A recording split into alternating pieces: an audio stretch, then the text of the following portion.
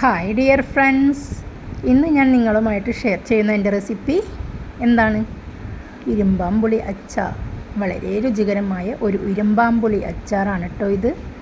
നിങ്ങളിതുപോലെ ഒന്ന് ട്രൈ ചെയ്തു ഇതിൻ്റെ ഫീഡ്ബാക്ക് അറിയിക്കാൻ മറക്കല്ലേ. നിങ്ങൾക്ക് തീർച്ചയായും ഇഷ്ടപ്പെടും. എന്നാൽ നമുക്ക് റെസിപ്പിയിലേക്ക് പോകാം. കണ്ടോ, ഇതുപോലത്തെ ഇരുമ്പാമ്പുളി വേണം കേട്ടോ എടുക്കാൻ. എന്നിട്ട് ഇതിൻ്റെ മേൽഭാഗവും അടിഭാഗവും ചെത്തിക്കളഞ്ഞതിന് ശേഷം നടുപൊളിക്കാം.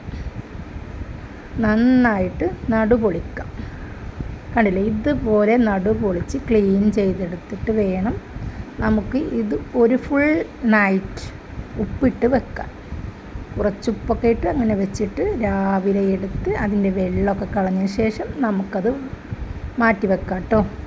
ഇനി നമുക്കൊരു പാൻ എടുക്കാം. ആ പാനിലേക്ക് നമുക്കൊരു 200 ഗ്രാം നല്ലെണ്ണ ഒഴിച്ച് കൊടുക്കാം.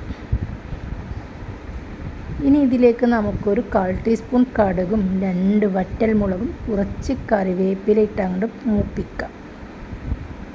മൂത്ത് വരുമ്പോൾ നമുക്ക് ഇഞ്ചി, വെളുത്തുള്ളി, പച്ചമുളക് ചതച്ചത് ഇവയും കൂടി ഇട്ട് ഇതിൻ്റെ പച്ചമണം മാറുന്നത് വരെ നന്നായിട്ടൊന്ന് വഴറ്റി കൊടുക്കുക. ഇനി ഇതിലേക്ക് ഞാൻ ചേർക്കുന്നത് അച്ചാർ പൊടിയാണ് കേട്ടോ. കണ്ടില്ലേ, 1/2 പാക്കറ്റ് അച്ചാർ പൊടിയും ഒരു 3 ടേബിൾ സ്പൂൺ മുളക് പൊടിയും പിന്നെ ഇതിലേക്ക് കായപ്പൊടിയും.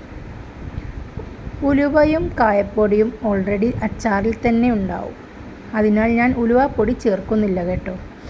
ഇനി ഇത് മൂത്ത് നല്ല ബ്രൗൺ കളറായിട്ട് വരുമ്പോൾ ഇതിലേക്ക് നമുക്ക് ഇരുമ്പാമ്പുളി മാറ്റി വെച്ചത് നമുക്കിതിലേക്ക് ചേർത്ത് കൊടുക്കാം. കണ്ടില്ലേ, ഇതുപോലെ ഒരു ഓവർനൈറ്റ് ഫുള്ളായിട്ട് ഉപ്പിട്ട് വെച്ച നമ്മുടെ ഇരുമ്പാമ്പുളി ഉപ്പ് വെള്ളമെല്ലാം ഊറ്റിക്കളഞ്ഞ ശേഷം നമുക്ക് ഈ പാനിലേക്കിട്ട് ഇതിലേക്ക് കുറച്ച് സുർക്ക, അധികം സുർക്കയൊന്നും ഒഴിച്ചു കൊടുക്കരുത് കേട്ടോ, ഒരു ശർക്കര അച്ച് ഉരുക്കിയെടുത്തത് അതും കൂടി നമുക്കിതിലേക്ക് ഇട്ട് നന്നായിട്ടൊന്ന് മിക്സാക്കി കൊടുക്കാം.